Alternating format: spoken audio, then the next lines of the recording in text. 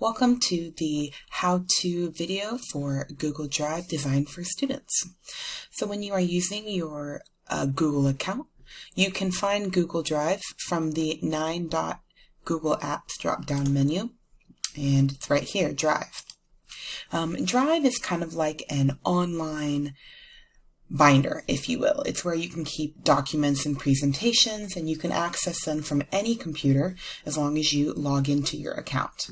So I'm going to go over a couple of the most commonly used apps inside of Google Drive.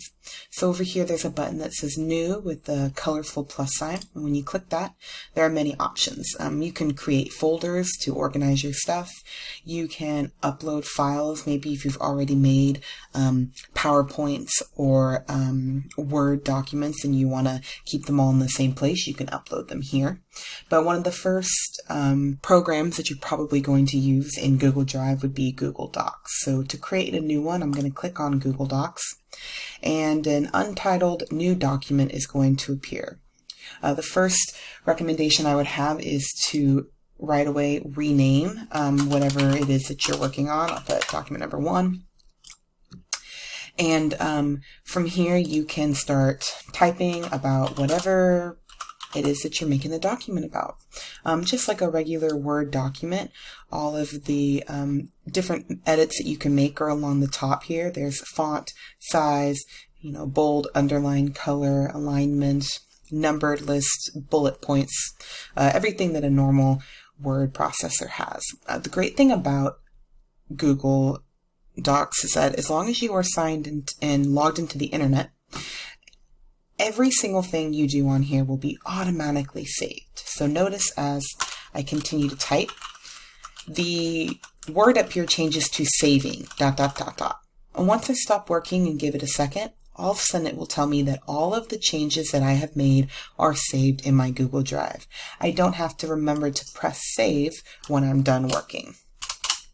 Another great thing about Google Docs is that you can share it with somebody else. So let's say you and a partner are working on an assignment together, but now you both want to work on it from home. Well, you can create a document and share it with that person. So in the upper right-hand corner, there's a blue square and it says share. When you click on it, it's going to ask you to put in the email address of the person that you want to share it with. When you decide to share it with somebody, you have 3 options. Do you want that person to be able to edit, only comment, or only view? So edit allows whoever you share this document with to delete, add. They can basically have full control over the document. If you select can comment, that person can only make comments in the form of kind of like a post-it note, but they can't actually change your writing. And can view means they cannot make any comments, they can't delete or add anything.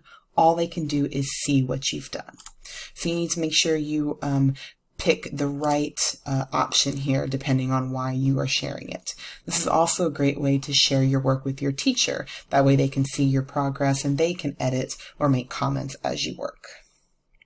Once you've decided how you want to share it with that person, you can add a little note if you want, and you need to press send. Then an email will be sent to that person telling them that you have shared a document with them. So now that I'm going to move on to a different type of program, I can close out this tab. And from here, I'm going to try a Google Slide. So Google Slide is just like PowerPoint.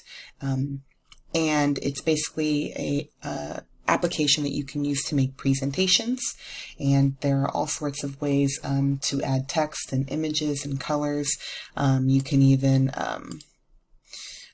change the background. I mean, it's just like a regular presentation, but just like with Google Docs, it automatically saves it for you as you make edits, and you can also share this with other people, both students and your teachers.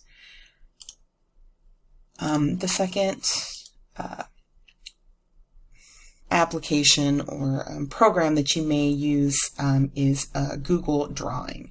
And so Google Drawing is basically an empty canvas for you to create images, posters, It could be another form of a presentation if you only want one page.